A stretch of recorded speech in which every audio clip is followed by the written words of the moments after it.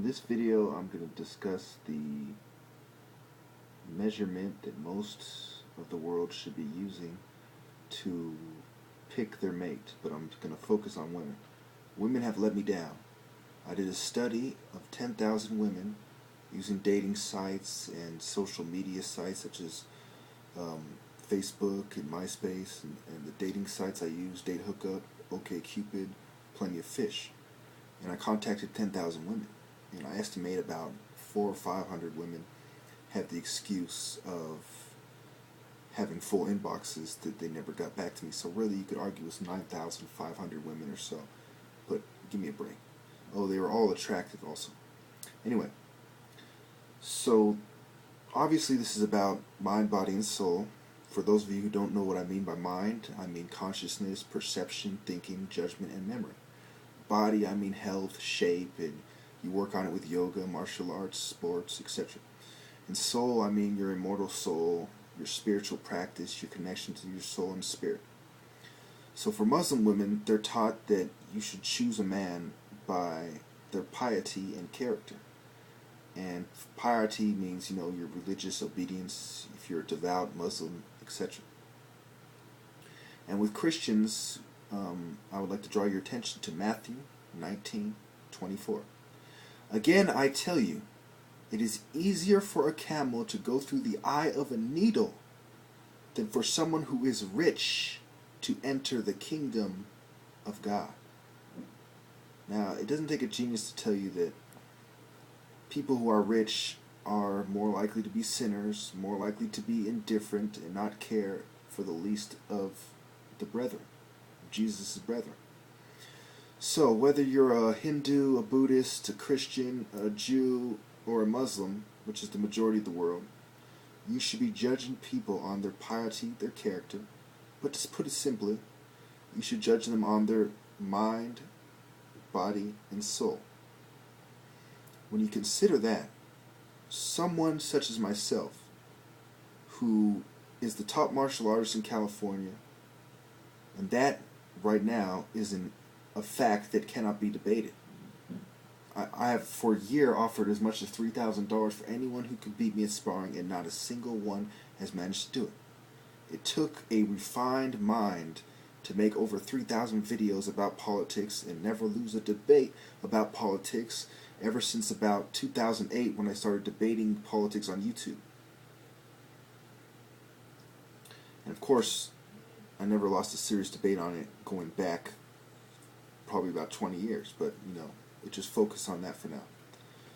And I'm a very deep, profound, spiritual person. I made an oath to God to not to date, not to have sex, not to kiss or hold women, etc. And I've kept that oath. And I'm going on a year soon. And in a couple months it'll be a whole year that I kept that oath. So women have let down society. They have let me down. They have no excuse. They're a bunch of hypocrites. And today I brought up the fact that there are some women who are smarter than men, but the smartest people in the world are men. That is a fact that cannot be debated no matter how you look at it. If you look at it as spiritually, if you look at it by IQ, which is a measurement I wouldn't use, etc.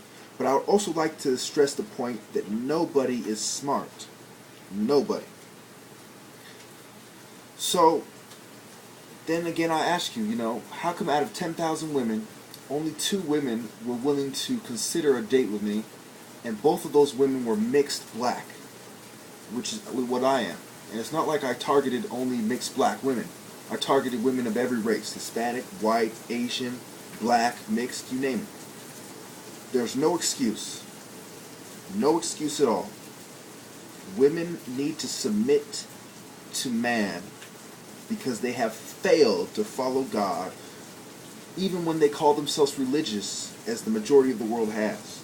Even though I've pointed out the measurement they should have been using. I've shown the type of dedication to mind, body, and soul that you probably will never see from anybody. Because this is all 3 of them together. And I've done that. There's people that you can compare to me, but it's far less than 1% of the population.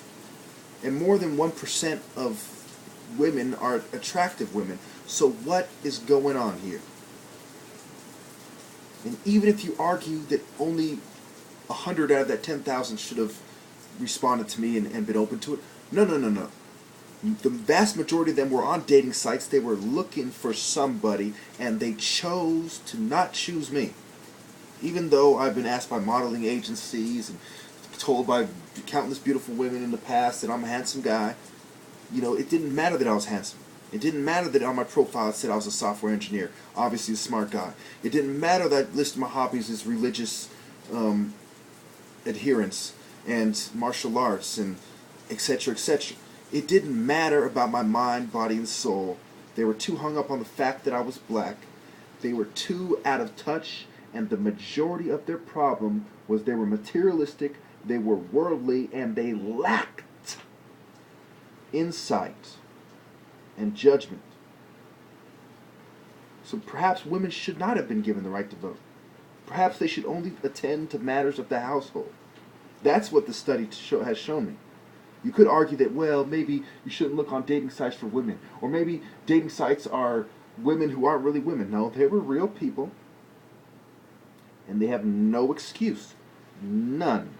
There was nothing on my profile that would have pushed them away if they had followed their own religion, if they had followed the ancient scale of mind, body, and soul, and if they had followed what their own religion tells them, piety and character.